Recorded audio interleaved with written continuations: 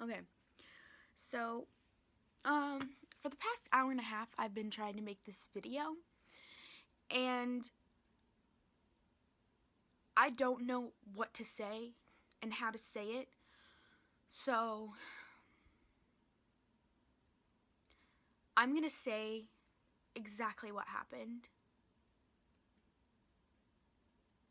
and how it happened and see if it comes out the way that I want it to. So 2016, in March of 2016, I tried to commit suicide. I overanalyzed all of it, and I just thought, like, I am imperfect, like there's nothing that I can do right. I was thinking very negatively about myself. At that point in time, my self-esteem was really low. So I thought the best decision was to take my life. So I went on with my life. Nothing really changed. The way that I deal with people, the way that I treated myself, the way I treated my family, especially my mom, like everything was still a train wreck. I personally,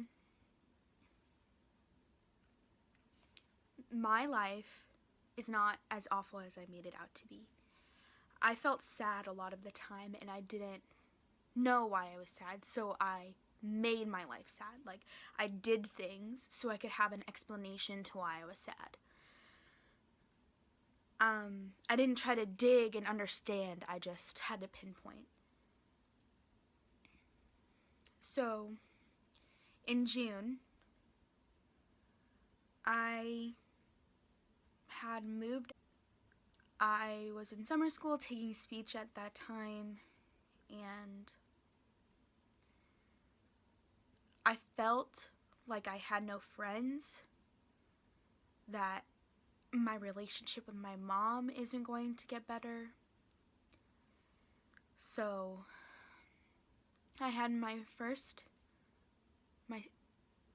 suicide attempt in that week, and I didn't tell anybody about it. And nothing changed, and I went through her room and I threw everything on the ground, and then I looked at everything, all the mess that I made. I went through all of her drawers and I threw everything on the ground because I wanted her to hurt. And I didn't know how to make her hurt. I just wanted her to hurt like I was hurting. I looked at myself and I said, I said, Sterling, you can't, look at the mess that you made. You don't deserve to be here. You're not good.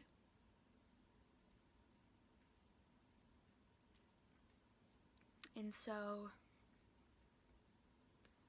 I tried to kill myself again that day. And my mom came home, and she took me to the hospital. I had my first hospitalization. It saved the relationship that I have with my mom today. Like, it's so much better. It's still not perfect like any relationship, but I can't describe to you the amount that I love my mom, and I can tell her anything and that she's there for me. And I'm there for her, and we treat each other so much better. And that's something that I learned, that I got out of the hospital and school started back up again. And I, had all these ways to handle my emotions. I was comfortable with who I am. Like, oh my gosh, I've changed, bro. Like, I'm cool now. But then I realized how much I personally believe that I have changed tremendously, and I have known a lot of the people that I go to school with since I was in kindergarten. Since I was in 6th grade. Excuse me. So they know the Sterling. Now it's like, hi guys, how are you? Like, who's up and down and all around and not who I am. I can control those things now. And that was so frustrating for me because I couldn't tell anybody. So like, you know, I tried to kill myself, but like I'm better now, so can we be friends again? Like, sorry how I treated you. You can just forget all of that. I couldn't say that. I didn't have a lot of people that I knew that were going through the same thing that I was. So I didn't know. I felt really alone. I had friends and I had a lot of people who supported me, but I just didn't. I felt alone, like I didn't have anybody to talk to. And I'd make new friends and I'd tell them like that right off the bat because I was scared that they were going to find out from somebody else or they were going to hear something from someone and how I was weird. Like, some of the stuff that I did is like, I'm going to save those stories for another time, but I was mad at myself for doing. Like, if I said a comment in class and nobody thought it was funny except a couple of people, I would jump to the conclusion that nobody likes me. I'm not funny. Ugh, why am I like this? I would always jump to those conclusions, and it was just building up inside of me. Like, I wasn't telling anybody about it. I was complaining to my friends, but then they didn't know how to help me, and I feel incredibly sorry for putting that pressure on them. So I thought it was best that I moved schools. So I shadowed this school, and I loved it. It was so great. It was like, I'm gonna get a fresh start. Nobody's gonna know how I used to act. Nobody's gonna care. Like, I'm fine. Like, I'm gonna finally be okay. And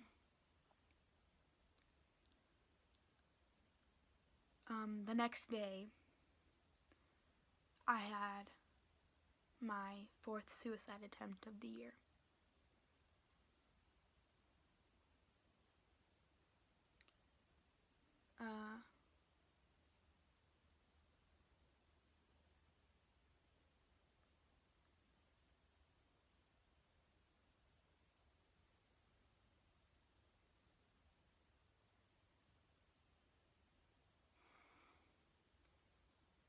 My friend saved my life because I tried to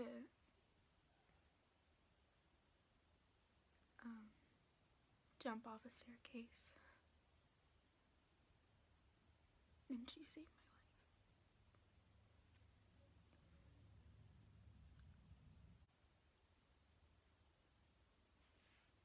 my life. So I went back to the hospital, and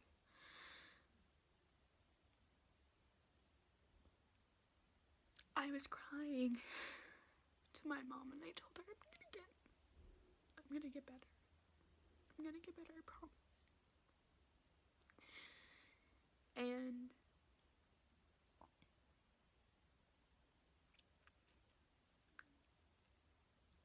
in that time, I realized how low my self-esteem was. How often I told myself that I'm ugly, that I'm worthless, that I'm fat, that nobody likes me. And I have done that for a really long time. And I finally learned that I am pretty, and that I am smart, I'm not stupid, and that I'm a good person, despite what other people think, and that I make mistakes and it's okay and I have to forgive myself.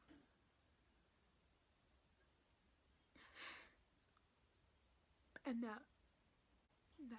and I'm sorry, I really don't usually cry like at all, but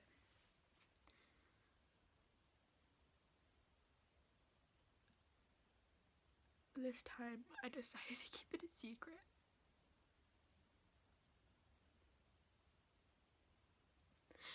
And I didn't tell people what was going on. Felt like what I did was something to be ashamed of. And I lost a lot of friends. Hardest in 2016,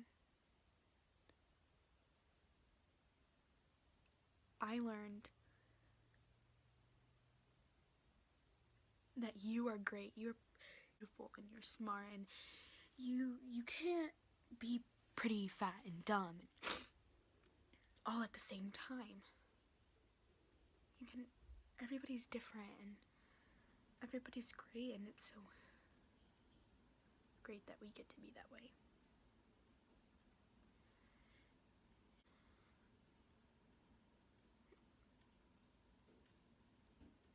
I learned that my mom loves me. That life may suck sometimes, but the littlest things make your day so much brighter. And that I'm not alone, that a lot of people are struggling with this.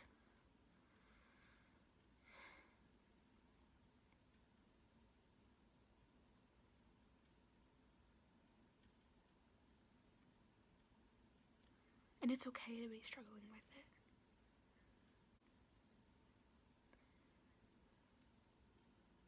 And I'm so happy that I finally learned all of those things, that I finally had those experiences, that I finally have friends who love and support me, who know what's going on and are not going to leave. I'm so lucky that my family supports me and I have the opportunity. And with making this video, I want to accomplish that. I made a lot of mistakes throughout 2016 and a little bit of 2017 already. And years on behind those, 2016, 2001 through 2016. And I want a fresh start. For me, I'm tired of hiding myself at school because I'm afraid of what other people are going to think about me. This is not something that I need to be ashamed about anymore. This is not supposed to be a secret. This is just something about me that I'm deciding to share. Thank you.